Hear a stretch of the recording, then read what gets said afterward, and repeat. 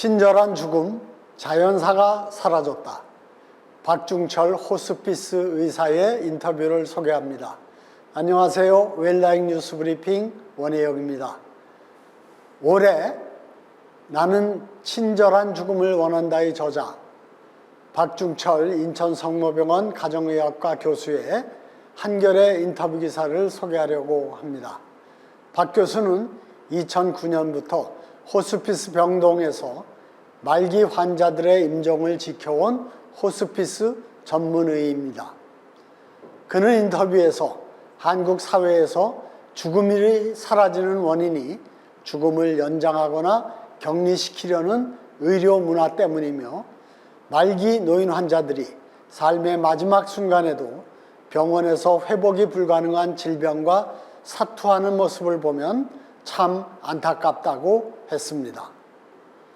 또한 현행 의료법도 친절한 죽음을 방해한다고 설명합니다. 법에서 의사가 기록하는 사망 진단서의 사인을 병사, 외인사, 불상으로만 제한하고 있어 자연사를 사인으로 인정하지 않아서 집에서 임종하는 문화를 사라지게 만든다고 합니다. 박 교수의 설명에 의하면 장례를 의뢰하려면 사망진단서가 필요하고 사망 전 48시간 안에 의사의 진료 기록이 있어야 병사로 인정받을 수 있다고 합니다. 병사가 아닌 경우 경찰로부터 사체 검안서를 발부받아야 하기 때문에 가족은 불편하고 당황스러운 상황에 처하게 되고 서둘러 병원에서 임종하도록 응급실로 환자를 모시게 된다고 합니다. 박 교수는 과거 요양원에서 6년간 촉탁의를 하던 시절 일상의 업무가 주로 억제대에 묶여있는 말기 치매 환자, 파킨슨 환자에게 콧줄로 인공영양제를 투입하도록 지시하는 일이었다고 합니다.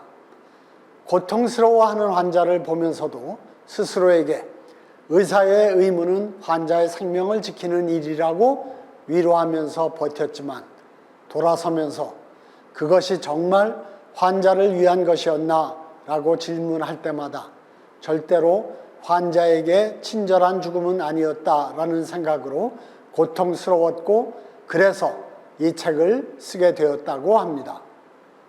그가 기억하는 가장 친절했던 죽음은 가족도 없이 철저하게 고립되었던 미혼모 환자가 의료진과 자원봉사자의 따뜻한 손길에 조금씩 마음의 문을 열고 잠시라도 기대어 자신의 삶을 돌아보면서 편안하게 임종하는 모습이었다고 합니다. 인터뷰 마지막에 박 교수는 어렵지만 가까운 분들과 죽음에 대해서 이야기를 나누라고 부탁합니다. 지난 추석 자신도 부모님과 죽음에 관한 다큐멘터리를 보면서 자연스럽게 생애 말기 돌봄에 관하여 이야기를 나누었고 가족이어서 힘들었지만 서로에게 소중한 기억이 되었다고 설명했습니다. 저는 박 교수님의 기사를 읽고 바로 책을 주문하여 읽었습니다.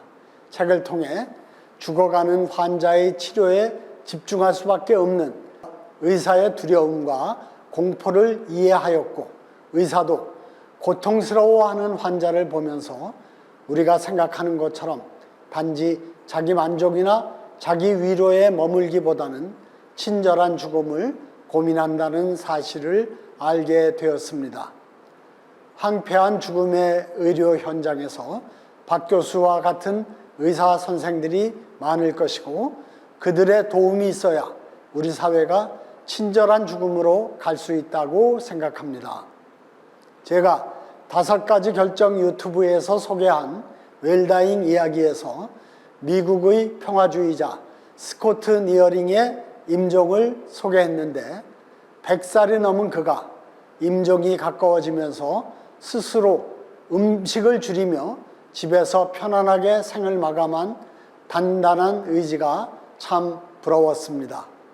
그런데 박 교수님 인터뷰를 보면서 만일 한국에서 스콧 니어링과 같이 집에서 임종하면 사망진단서를 받을 수 있을까라는 생각이 생겼습니다. 웰다잉 문화를 만들어가는 일은 우리의 실천과 더불어 잘못된 제도를 바로잡고 다듬는 일도 서둘러야 해야 할 일이라고 생각을 하게 됐습니다. 마지막으로 박 교수가 그의 책에서 제안한 친절한 죽음으로 가기 위한 5가지 과제를 소개해 드립니다. 첫째, 종합병원 임종실 설치 의무화. 둘째, 물과 영양 공급 의무 조항 삭제. 셋째, 호스피스 완화 의료의 적극적 확대. 넷째, 생애 말기 돌봄 대책. 다섯째, 의과대학과 병원에서 죽음 교육 의무화입니다. 웰다잉 뉴스 브리핑 원혜영의 생각이었습니다.